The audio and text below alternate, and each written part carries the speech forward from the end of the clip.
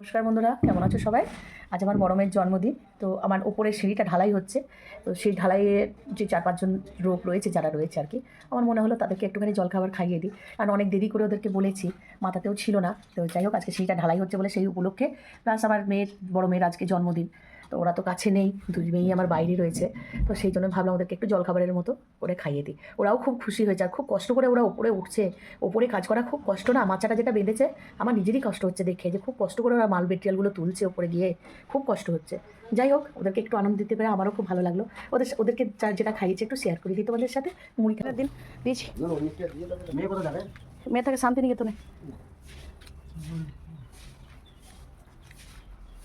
বোলপুর শান্তিনিকেতন। বোলপুর শান্তিনিকেতন। ঠিক আছে।